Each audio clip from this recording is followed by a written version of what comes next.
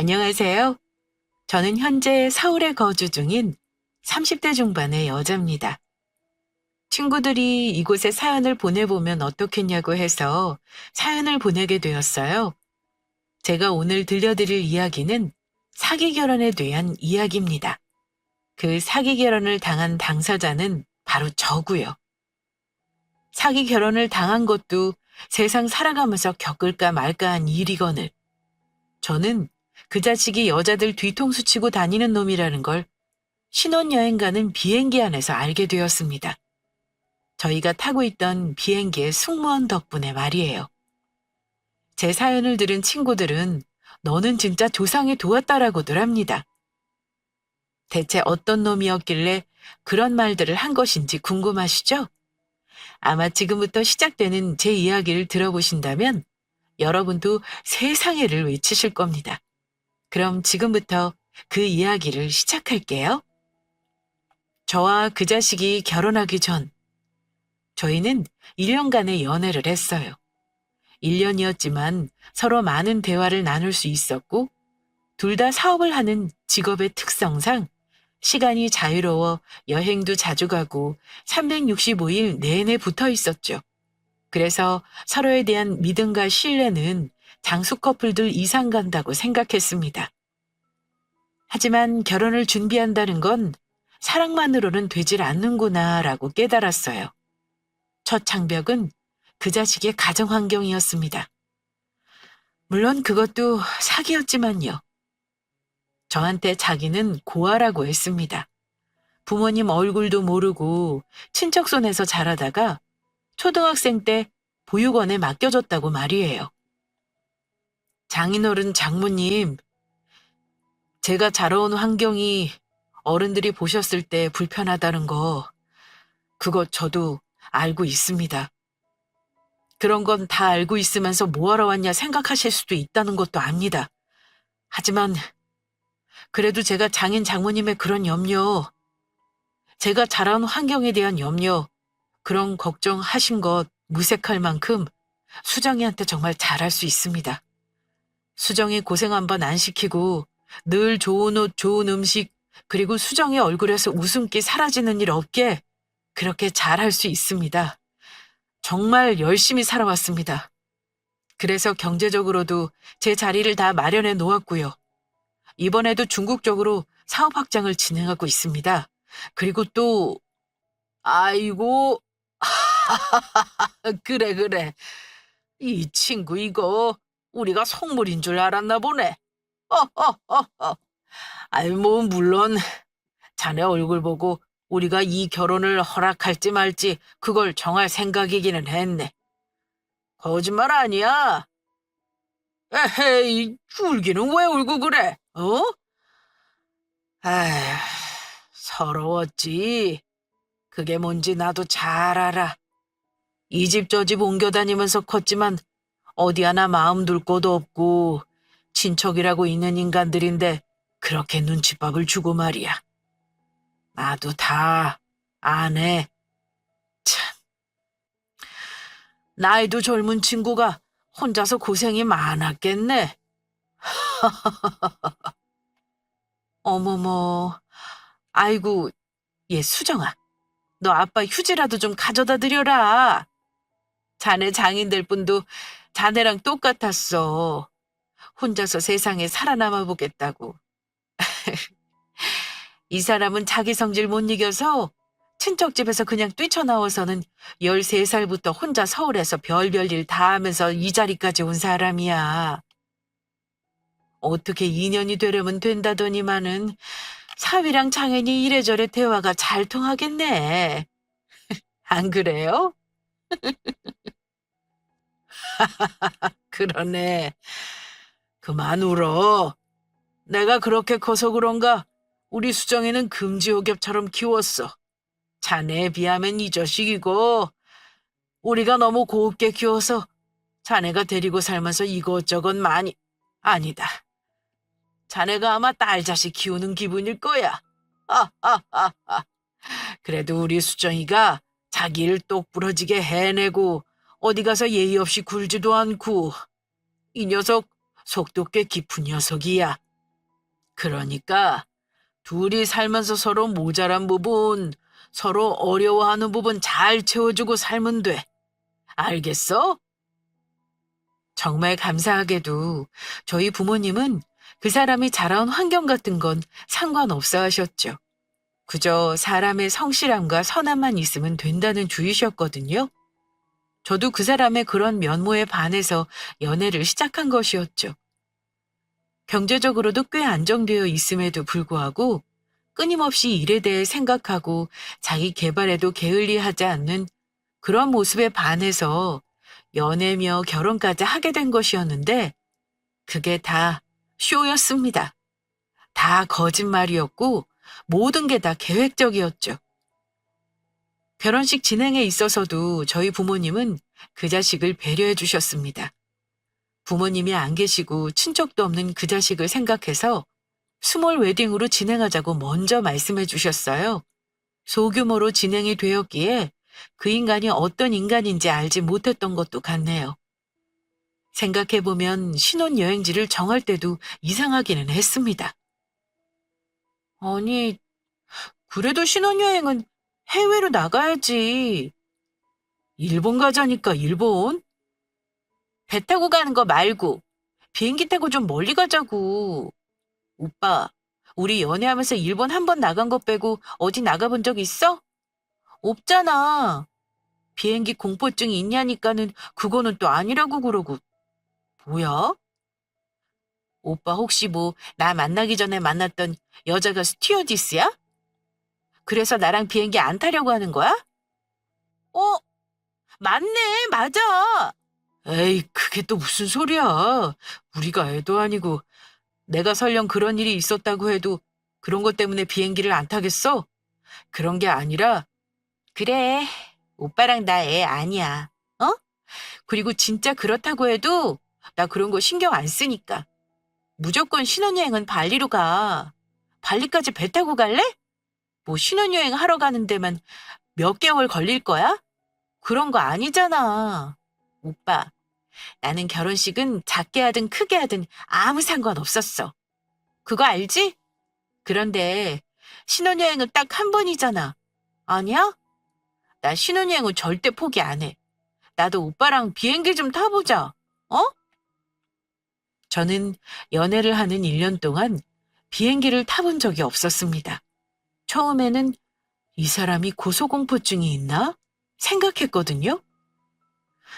그런데 그건 아니었어요. 번지점프도 잘 타고 놀이기구도 잘 타고. 하지만 이상하게도 비행기만은 온갖 핑계를 대면서 피하려고만 했죠.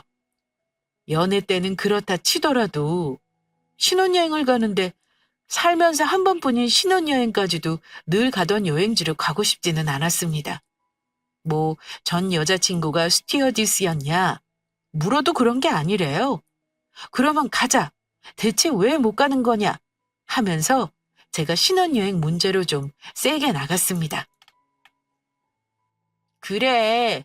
빨리 간 김에 오빠가 가서 아빠 거래처 사람한테 대신 선물이라도 좀 주고 오면 좋잖아. 그러면 아빠도 기분 좋으실 테고, 오빠도 아빠한테 점수 한 번 더 따는 거고, 어? 아빠한테 점수 따면 우리야 좋지. 안 그래? 오빠 중국 사업하는 거 좀 힘들다고 아빠한테 말했었다면서?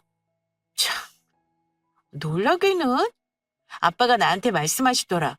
얼마가 부족한 거냐고. 그러니까, 어? 발리 가서 여행도 하고, 아빠한테 점수 딸 일도 한 번 하고, 그러면 얼마나 좋아. 아, 장인어른 거래처 사장님이 그쪽에 있어? 아우, 그래. 가자까짓 거. 갑시다, 가. 저 시기에 그 자식이 해외 쪽으로 하던 사업이 주춤했었습니다. 물론 그 사업도 거짓말이었단 걸 나중에 알았지만요. 그 사업에 대한 자본금을 아빠가 더 보태주시려고 했었어요. 생각해보면 그 인간이 발리를 갔던 이유는 단 하나였던 것 같아요. 저희 아빠한테 사업 투자금을 받으려고 말입니다. 다시 생각해도 그 인간은 머리끝부터 발끝까지 자기 이익 챙기는 데만 바쁜 그런 인간이었네요. 신혼여행에 들떠있던 저는 저런 걸 생각지도 않고 그저 신나 있었습니다. 결혼식을 하느라 녹초가 된 것도 공항에 들어서니 날아가 버렸죠. 오빠, 누가 보면 연예인인 줄 알겠다. 무슨 선글라스에 마스크까지 꼈어. 앞이 보이기는 해? 실내에서는 좀 벗지? 답답해 보여. 어? 아니야. 아니, 나 라섹 했잖아. 라섹하고 나면 눈이 금방 피로해지거든. 사실 나 오늘 자기한테 얘기 안 했었는데 결혼식 할 때 엄청 긴장했었어. 시 끝나고 나니까 눈에 피로가 확 몰리더라고. 지금도 형광등빛 보면 눈이 막 시려. 공항에 도착한 그 자식은 비행기에 올라타서도 마스크와 선글라스를 벗지 않고 있었어요. 왜 그런 모습 있잖아요. 연예 뉴스에 나오는 걸 보면 연예인들이 꽁꽁 싸매고 있는 그런 느낌? 그 자식이 딱 그런 모양새로 비행기에 올라탔습니다. 하기야 뭐 긴장했으면 피곤할 수도 있겠다 싶어서 별 생각이 들지는 않았어요. 어느 평범한 여행객들처럼 도란도란 얘기도 하고 사진도 찍고 그러면서 비행을 즐기고 있었죠. 그런데 시간이 얼마나 지났을까요? 그 자식이 깊은 잠자리에 들었는지 꾸벅꾸벅 고갯짓을 하다가 선글라스를 땅에 떨어뜨렸어요. 그거를 지나가는 승무원분이 주워서 제게 건네주었죠. 그런데 제게 선글라스를 건네주던 승무원 표정이 뭔가 이상했어요. 물건은 제게 건네고 있지만 시선은 제 남편이었던 그놈에게 거의 반고정이 되어 있다시피 했죠. 뭐지? 뭐야? 왜 남의 남편을 저렇게 쳐다봐? 싶었습니다. 그때까지만 해도 아무것도 몰랐으니까요. 물 좀 더 드릴까요? 다른 건 더 필요하신 것 없으세요? 자리가 불편하시진 않으세요? 등등. 그 승무원은 유독 저한테만 와서 자꾸 저런 식으로 말을 걸었어요. 그러다가 어느 순간에 제게 쪽지를 건넸죠. 옆에 있는 그 남자한테서 도망치세요. 라는 메모가 적힌 쪽지였습니다. 그 쪽지를 받아들고 한동안 이게 대체 무슨 상황인가 싶었어요. 솔직히 말해서 저는 그 승무원이 어디가 이상한 사람 아닌가 생각도 했습니다. 너무 뜬금없잖아요. 영화 찍는 것도 아니고 다짜고짜 옆에 있는 그 남자한테서 도망치세요라는 저런 쪽지를 주니 말입니다. 그래서 그냥 무시하기로 하고 잠을 청하려 하는데 승무원이 다시 한번 제게 와서 쪽지를 건넸어요. 이상하게 보시는 건 이해합니다. 그런데 꼭 드리고 싶은 말씀이 있어요. 라는 내용을 적은 쪽지를 건네면서 제게 말을 걸어왔죠. 고객님, 자리가 불편하시다면 현재 기내 뒤쪽 좌석 한 칸이 공석이 있어서요. 자리를 옮겨드려도 괜찮으시겠어요? 아, 네, 옮겨주세요. 남편이 저 때문에 불편하게 자는 것 같네요. 그렇게나 중요한 이야기라고 하는데 한 번은 들어봐야겠다 싶었어요. 그래서 마치 첩보작전을 수행하듯 저와 그 승무원은 기내 뒤편 좌석으로 자리를 옮겼죠. 그 자리에 앉은 그 순간부터 그때부터 저는 충격에 휩싸이기 시작했습니다. 대충격과 대혼란 속으로 말이에요. 뭐예요? 지금 이거? 이거 어디서 났어요? 이거, 이거 뭐예요? 그쪽이랑 저 사람이랑 무슨 관계가 있길래 이거를 그쪽이 가지고 있어요? 저 사람 나랑 오늘 결혼식하고 지금 신혼여행 가겠다고 비행기 탄 거예요. 그런데 이 사진 뭐예요? 옆에는 제 친구고 그 옆에는 김준수요. 아니다. 고객님한테는 저 자식이 이름을 뭐라고 알려줬어요? 제 친구한테는 김준수라고 했었고 그 전 여자친구한테는 박철민이라고 했다던데 이번에는 이름이 뭐래요? 승무원이 자기 핸드폰을 열어 제게 보여준 건 다름 아닌 제 남편이 다른 여자와 예식을 올린 사진이었습니다. 그러면서 제가 처음 듣는 이름을 얘기했어요. 그게 저 사람 이름이라고 말입니다. 김준수, 박철민, 저는 다 처음 들어보는 이름이었어요. 제가 알고 있는 그 사람 이름은 서지호였으니 말입니다. 분명히 내 두 눈으로 보고 있는 게 맞는데 내가 뭘 보고 있는 거지? 라고밖에 생각이 들지 않았어요. 여러분도 한번 상상을 해보실래요? 여러분이 사랑하는 남자가, 결혼까지 한 남자가 이름도 다르고 심지어는 나 아닌 다른 여자와 결혼했다는 사실을 알게 되었다면 어떻게 대처할 수 있을까요? 저는 기내 뒷좌석에 앉아 이게 뭐예요라는 말밖에 할 수가 없었습니다. 그 뒤에 이어지는 말들은 더욱 충격적이었죠. 그 자식은 저를 만나기 3년 전쯤 이미 결혼을 한 번 했던 사람이었습니다. 소희야, 내가 다른 건 몰라도 정말 열심히 살아서 너 행복하게 해줄게. 우리 너랑 나 닮은 애들도 한 명씩 낳아서 그 애들은 우리처럼 외롭게 크지 않게. 우리 아들, 딸 결혼하는 것도 다 봐주고 손자, 손녀도 봐주면서 우리 그렇게 잘 살아보자. 응? 너랑 나 너무 외롭게 살아왔잖아. 우리, 우리 둘이서 잘 살아보자. 내가 너한테 정말 잘할게. 네 옆에서 네가 지금까지 살아오면서 느꼈던 외로움, 서러움, 그런 거 내가 다 채워줄게. 나랑 결혼하자. 그 자식은 승무원의 친구와 결혼을 했었더군요. 지금부터 승무원의 친구를 소희라고 부르겠습니다. 승무원이 제게 말해주기를 자기와 소희 씨는 단짝 친구였다고 했어요. 소희 씨는 부모님 없이 할머니 밑에서 자란 사람이었대요. 그러던 중 할머님이 소희 씨 중학교 입학할 즈음 돌아가셔서 자기 집에서 함께 살다시피 자랐다고 말입니다. 중학교 때부터 혼자 사는 소희 씨가 안쓰러워서 자기 부모님이 자주 챙겨주셨다고 말이에요. 자신의 절친한 친구인 소희 씨가 얼마나 힘들게 세상을 살아왔는지 알았던 터라 꼭 좋은 남자를 만나서 행복한 가정을 꾸리길 바랬다고 했습니다. 그런데 그런 친구가 만난 놈이 세상에 둘도 없는 쓰레기였다고 말을 덧붙였죠. 김준수, 저 인간 때문에 소희가 그렇게 된 거예요. 저 자식이 소희한테 뜯어갈 수 있는 돈은 다 뜯어가고 하다 소희 앞으로 사채까지 다 끌었었어요. 그리고서는 잠깐만 기다려달라고 하더니만은 결혼식 당일에 사진 찍고 그대로 잠수 타버렸거든요. 일단 그 자식에게 사기 결혼을 당했던 소희 씨는 세상을 떠난 상태라고 했습니다.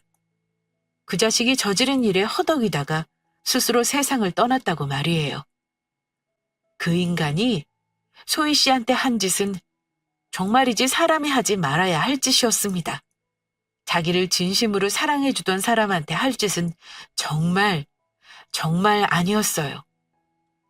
자세한 상황을 들으면서 저는 손을 덜덜 떨 수밖에 없었습니다. 그 자식은 처음부터 소희 씨한테 돈을 뜯어낼 목적으로 접근했던 거였어요. 일부러 가족이 없는 소희 씨를 노린 거였죠. 그 자식은 소희 씨 앞에서 늘 불쌍한 척 돈 이야기를 꺼냈다고 했습니다. 아, 소희야, 나 배라도 탈까 봐. 원양어선 타면 그래도 목돈 만들 수 있대. 바다에서 한 1년이나 2년 정도?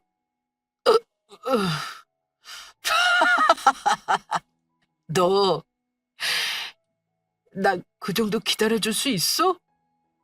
아니야. 나 진심으로 너한테 물어보는 거야. 그렇게 쳐다보지 마. 내가 가진 게 없어서 그래. 너 그런 거 알아? 내 눈에 내 앞에 막 기회가 그렇게 보이는데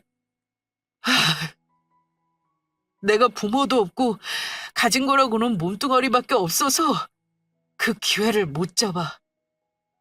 돈 몇 천만 있으면 나 진짜로 남들 보란 듯이 일어서서 잘할 수 있을 것 같거든? 그런데 이 망할 놈의 세상이 나한테는 기회조차를 가질 수 없게 하는 거야. 아, 부모 없는 놈은 성공할 자격도 없고 잘 살아볼 기회도 가질 수 없는 거지. 안 그래? 아, 그래서 이런 생각하다 보면 너랑 내가 헤어져야 하는 게 아닌가 싶다.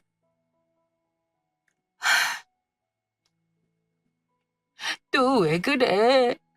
어? 굳이 크게 돈을 벌어야 해? 그렇지 않아도 괜찮지 않을까, 오빠? 나는 그냥 오빠랑 나랑 지금처럼 일하면서 남들 버는 것처럼 평범하게 돈 벌고 그 돈으로 우리 둘이 살만한 집 구해서 살면서 그냥 그렇게 평범하게 살아도 충분히 좋을 것 같은데. 오빠가 그랬잖아. 우리는 평범하게 사는 게 꿈인 사람들이었을 거라고. 나는 있잖아. 오빠랑 결혼해서 평범하게 둘이 돈 벌고 나중에 우리 애들 낳고 그냥 그렇게 평범하고 소소하게 살고 싶어. 돈 때문에 왜 그렇게까지 오빠가 힘들어하는 건지, 그리고 오빠 자꾸 그런 생각하면서 우리가 헤어져야 한다 만다 그런 얘기하는데 나 그런 얘기 듣는 것도 너무 속상해. 어? 야, 소희야, 소희야, 이게 현실인 거야. 어? 이게 현실이라고. 너 그런 생각 안 해봤어? 왜 너랑 내 부모들이, 우리 부모라는 인간들이 우리를 그렇게 나몰라라 하고 내다 버렸을까? 뭐 그런 생각 안 해봤어? 그 인간들 말이야. 아무 생각 없이 가진 것도 없는 인간들끼리 그냥 자기들끼리 좋다고 만나서 애 덜컥 가져놓고 책임 못 지겠으니까. 자기들 입에 풀칠하기도 바쁜데 애 새끼까지 낳아서 기를 자신이 없으니까 낳아놓고 그냥 우리 버린 거야. 어? 평범? 평범하게 사는 거 좋지. 좋아. 그런데 너랑 나랑 지금 이 상태로 결혼해서 애 낳으면 우리가 과연 평범하게 살 수 있을까? 응, 내가 장담하는데 우리도 결국은 우리 버린 부모들 모습 그대로 뒤따라가는 거야. 내가 그게 싫어서 어떻게든 돈 벌어보려고 하는 거라고. 지금 같아서는 있잖아. 돈 많은 여자가 나한테 결혼이라도 하자 했으면 좋겠어. 서운해? 서운해도 어쩔 수 없어. 너나 나나 이렇게 거지같이 사는 거 그거 싫잖아. 안 그래? 그래서 뭐를 어떻게 하려고 하는 건데? 어? 원양어선? 그게 뭐 쉬운 건 줄 알아? TV에서 나오는 것만 잠깐 봐도 그거 보통 일 아니야. 너무 위험하다고. 오빠, 그렇게 극단적으로만 생각하지 말고 다르게 좀 생각해보자. 어? 하다못해 은행에서 대출을 받아도 되는 거잖아.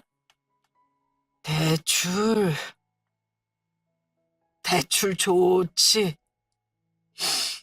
그거는 너같이 회사 다니는 사람한테나 가능한 거고. 나같이 여기저기 떠돌면서 돈 버는 놈한테는 대출도 안 나와. 내가 대출이 나왔으면 진작에 그 돈 가지고 어떻게 사업이라도 해봤겠지. 나라고 그런 거 안 알아봤을 것 같아? 소희야, 오빠가 진짜로 숨 쉴 구멍이 없다. 그깟 몇천 못 구해서 이렇게 빌빌거리고 있는 나 자신이 너무 싫어. 나 있잖아. 가끔 공중 화장실 가면 장기 삽니다 뭐 이런 거 붙어 있는 거 있잖아. 그거를 한참 동안 쳐다봐. 내 몸은 얼마나 사줄까? 막 그러면서 오빠, 미쳤어? 그런 생각 하지도 마. 미쳤나 봐, 진짜.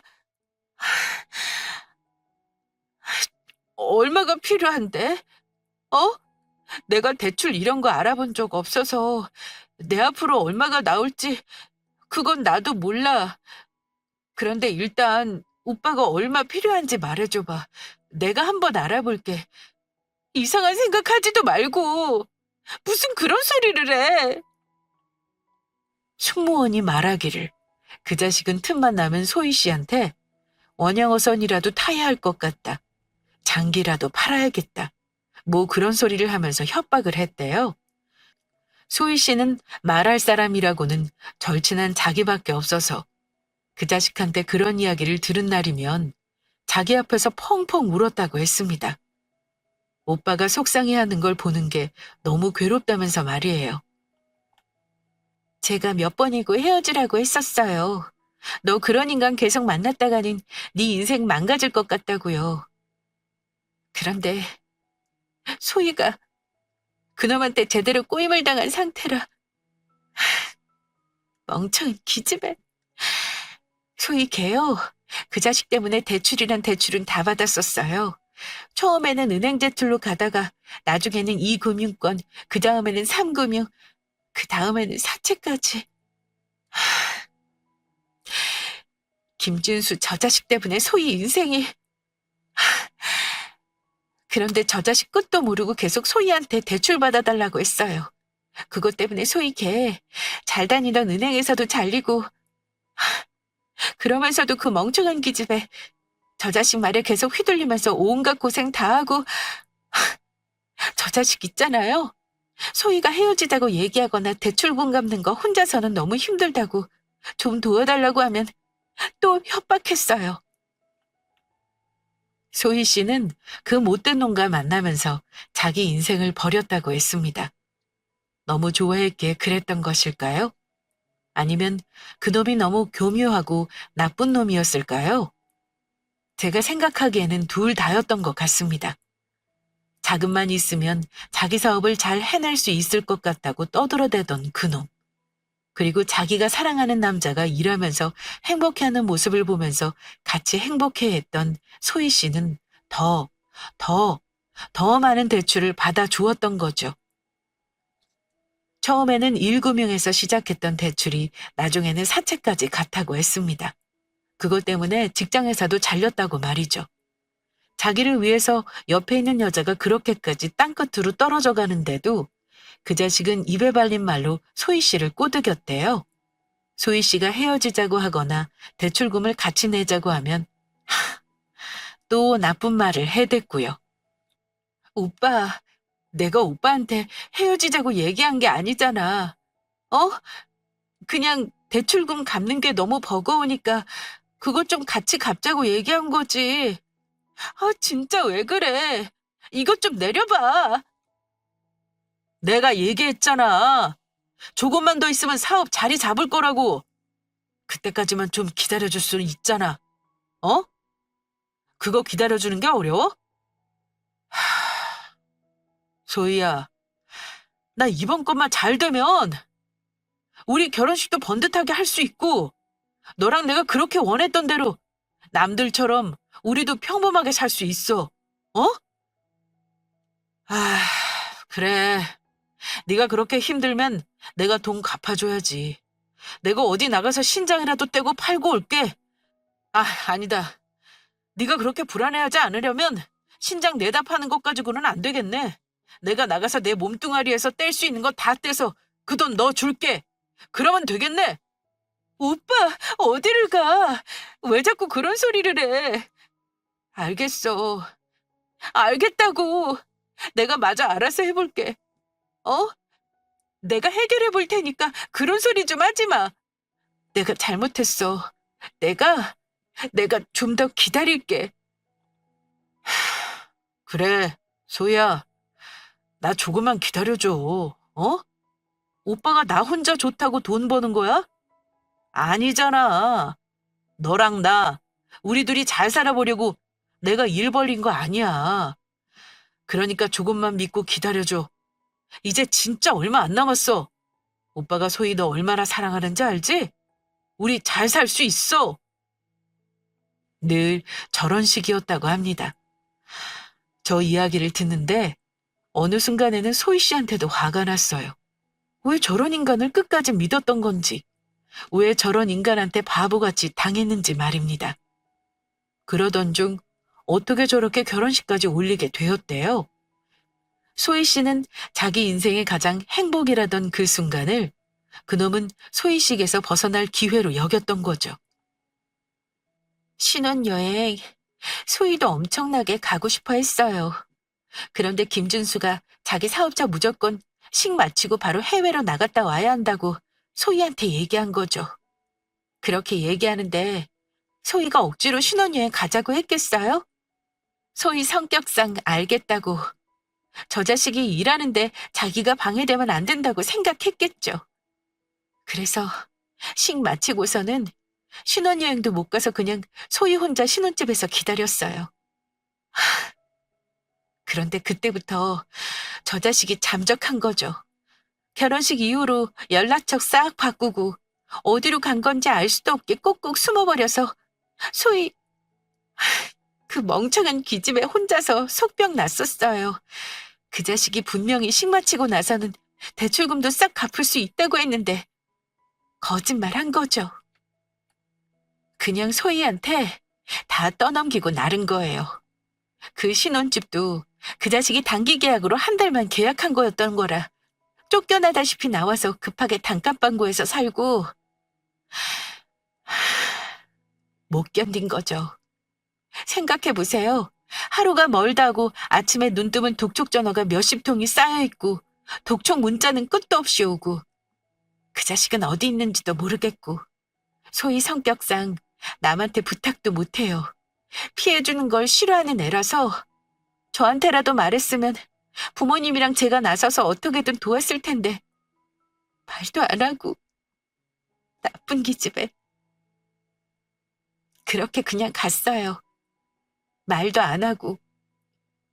그래서 아까 저 자식 얼굴 보자마자 고객님한테 바로 쪽지 준 거예요. 소희 같은 사람 더 안 나왔으면 좋겠어요. 비행 내내 저는 소희 씨에 관한 이야기를 들었습니다. 소희 씨가 세상을 떠난 것에 대해 죄책감, 그리고 알 수 없는 죄책감을 짊어지고 있었던 승무원은 제게 이런저런 사진과 녹음 파일을 보내주었어요.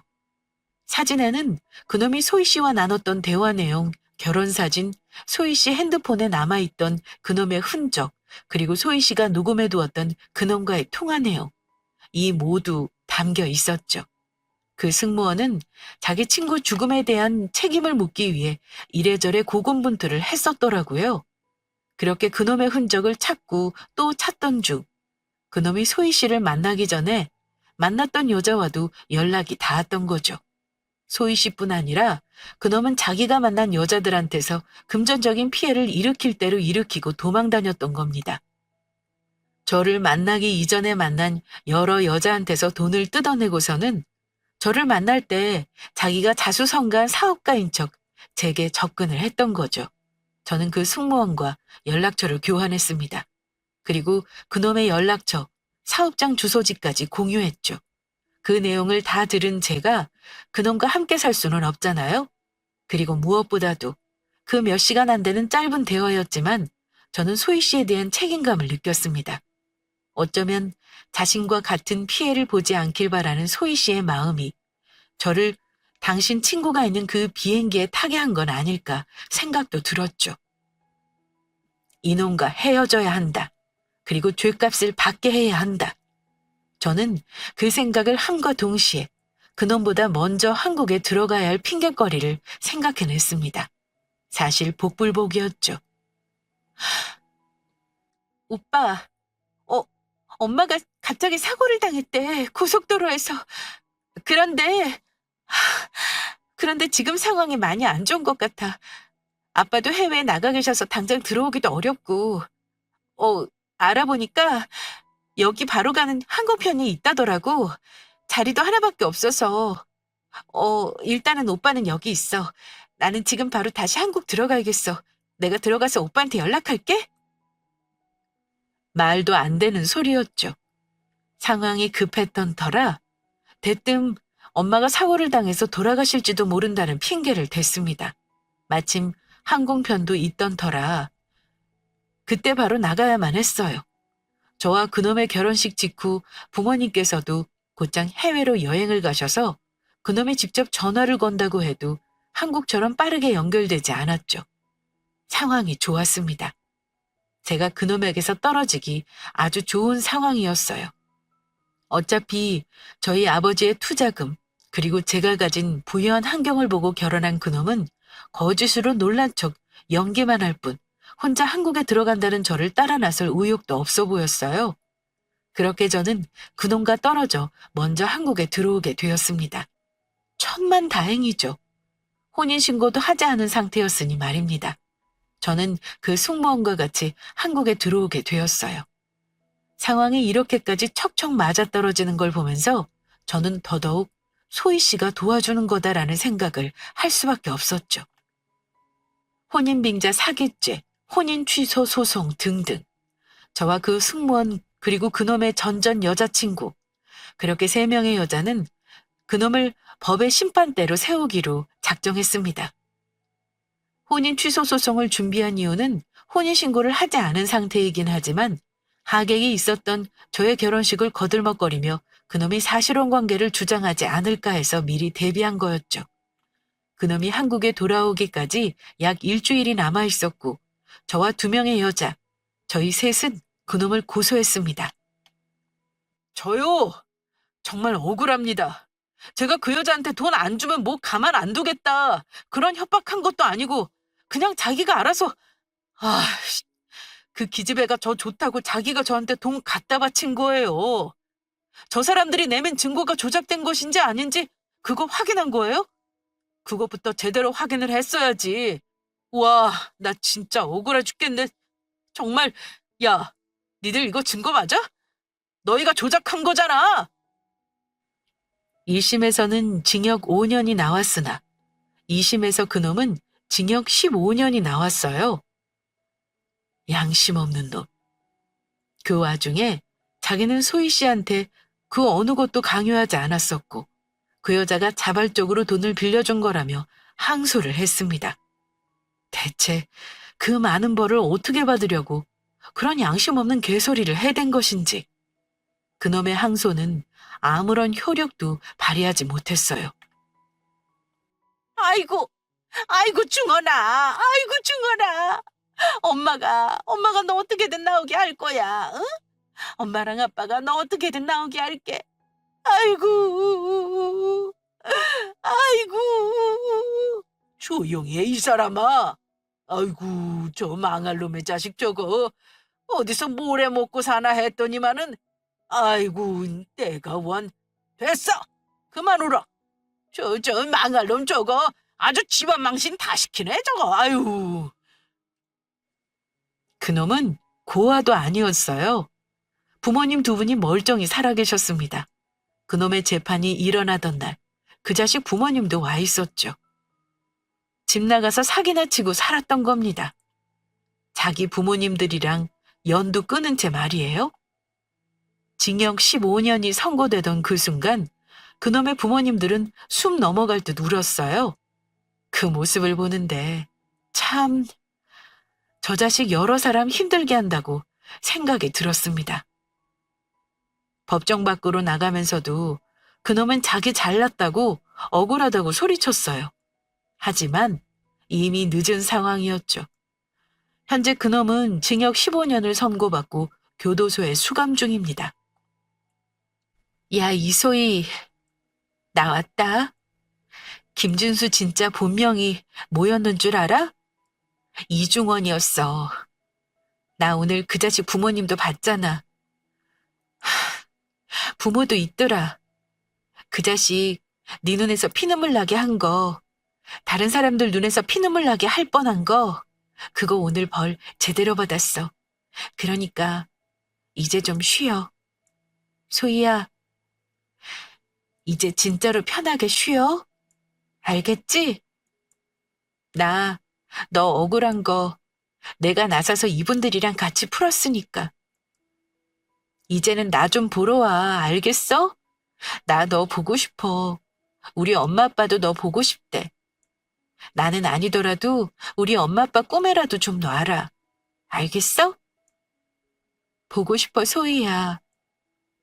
저와 승무원 그리고 그놈의 전전 여자친구, 저희 부모님은 그놈의 징역이 확정되던 그날 소희 씨가 있는 봉안당에 갔어요.